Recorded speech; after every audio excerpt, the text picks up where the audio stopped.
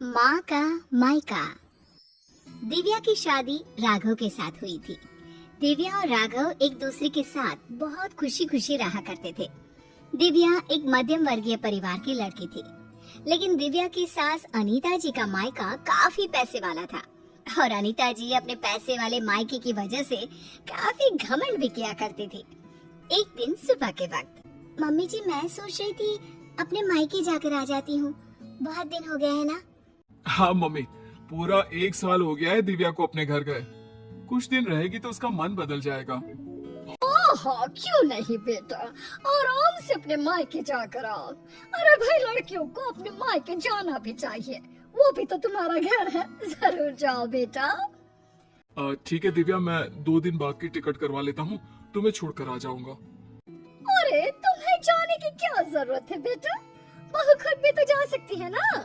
Train में बैठ कर ही तो जाना है। लेकिन मम्मी अच्छा थोड़ी ना लगेगा, इतने दिनों बाद दिव्या अपने घर जाएगी, वो भी अकेले।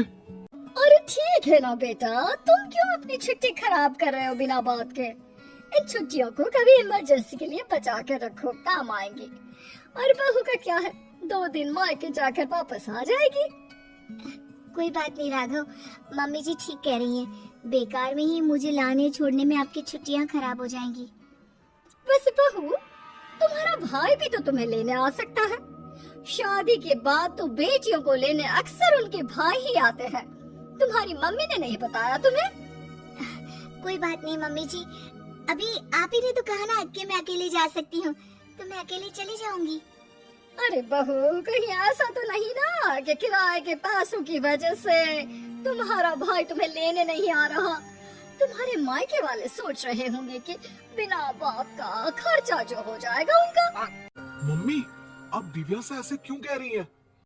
अरे तो इसमें गलत क्या कह रही हूँ भाई, पैसों की चिंता सबको होती है। नहीं नहीं मम्मी, ऐसी कोई बात नहीं है। मेरे घर वाले मेरे किराए के पैसे तो कम से कम खर्च कर ही सकते हैं। 2 दिन के बाद दिव्या अकेले ही अपने मायके चली जाती है। उसके मायके जाने के बाद, राघव बेटा, तुम्हारी शादी ना हमने गलत घर में कर दी। अब क्या हुआ माँ? दिव्या से कोई शिकायत है क्या आपको? आपने मुझे उसके घर भी नहीं जाने दिया। अरे क्या करेगा वहाँ जाकर, जब भी जाता है ढंग के तोहफे तक नहीं देते वो लोग। वो तो ये भी नहीं जानते कि दामाद की खातिरदारी कैसे करनी चाहिए। मम्मी, आजकल के जमाने में कौन इन सब बातों के बारे में सोचता है? कभी तेरे पापा से पूछना, आज भी मेरे साथ जब मायके जाते हैं ना तेरी नानी के घर, तो पूछ कितनी खातिरदारी होती है उनकी वहाँ पर। और तोहफे तो इतने देती है तेरी नानी कि घर ही भर जाता है मेरा तो। लेकिन मम्मी, वो आपके मायके की परंपरा है ना, सब जगह ऐसा हो ये जरूरी तो नहीं। और हम दिव्या के घर वालों से ऐसी उम्मीद कैसे रख सकते हैं? अच्छा नहीं लगता मम्मी। ओह, आजकल के लड़के ना शादी होते ही अपने पत्नी की साइड लेना शुरू कर देते हैं। अब देखना, आएगी तुम्हारी पत्नी खाली हाथ अपने मायके से। कुछ दिनों के बाद दिव्या अपने मायके से लौट कर आती है और वो अपनी मम्मी के दिए हुए गिफ्ट अपनी सास अनीता जी को दिखाती है। मम्मी जी ये देखिए, मेरी मम्मी ने मुझे साड़ी दी है, राघव के लिए शर्ट और आपके लिए भी एक साड़ी भेजी है। बस और कुछ नहीं रखा तुम्हारी मम्मी ने? अरे इतने दिनों के बाद मायके गई थी। मुझे तो लगा भाई अपने मायके से ढेर सारी चीज मिलेगी तुम्हें। ऐसी बात नहीं है मम्मी जी, वो लोग तो मुझे बहुत सारी चीजें देने की कोशिश कर रहे थे, लेकिन मुझे ये सब अच्छा नहीं लगता। हाँ मम्मी, मैंने ही दिव्या से मना किया था। बिना बात के किसी से चीज लेना अच्छी बात नहीं है।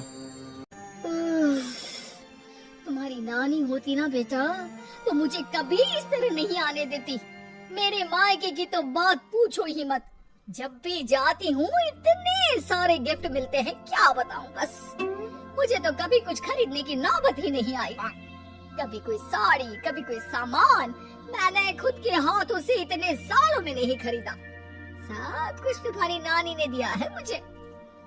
मम्मी, अब वक्त बदल गया है। वो आपका मायका है, दिव्या का परिवार पूरी तरह से अलग है। हाँ मम्मी जी, और वैसे भी सबका परिवार एक जैसा नहीं होता ना, और मुझे मेरे परिवार से कोई शिकायत भी नहीं है। कुछ दिनों के बाद अनीता जी अपने मायके जाती है और जब वहाँ से लौट कर आती है तो बैग भर भर के गिफ्ट लेकर आती है। देखो बहू, इसे कहते हैं मायके से आना। अरे भाई, इतना सामान हो गया था कि क्या बताऊं। अरे वाह मम्मी जी, ये तो बहुत अच्छी बात है, आपको इतनी सारी चीजें मिली हैं। वही तो, और एक तुम्हारे मायके वाले हैं, ठीक से मिठाई भी नहीं भेज सकते बेटी के ससुराल वालों के लिए। मम्मी जी, आप ऐसा क्यों कह रही हैं? देखो तो सही बहू, मेरी माँ ने पूरे 5 डब्बे रखे मिठाई के।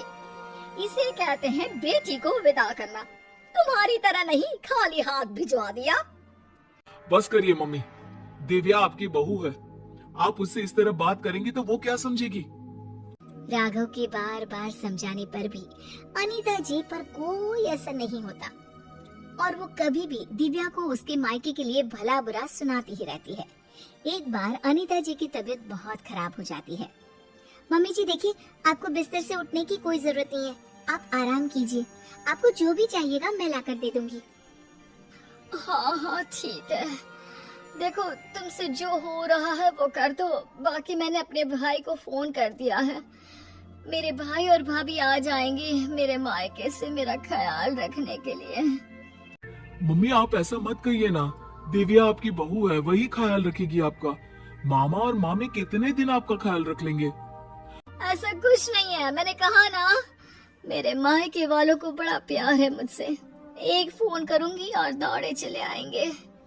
पूरा 1 सप्ताह बीत जाता है, लेकिन अनीता जी के मायके से कोई नहीं आता और दिव्या दिन रात अनीता जी की सेवा करके उनकी तबीयत ठीक कर लेती है। तबीयत ठीक होने के बाद, दिव्या बहू, जरा यहाँ तो आना मेरे पास। क्या हुआ मम्मी जी, आप ठीक है ना? आपको किसी चीज की जरूरत तो नहीं है? बहू मुझे माफ कर दो, मैं हमेशा अपने मायके का घमंड करके तुम्हें उल्टा सीधा सुनाती रही, लेकिन फिर भी तुमने मेरी इतनी सेवा की। मम्मी मैं आपसे कहता था ना, अगर आप अपनी बहू से प्यार से पेश आएंगी तो वो आपका बहुत ख्याल रखेगी और वही जिंदगी भर आपके काम आने वाली है। लेकिन मैंने तो अपनी बहू को हमेशा ताने मारे और फिर भी उसने मेरा इतना ख्याल रखा।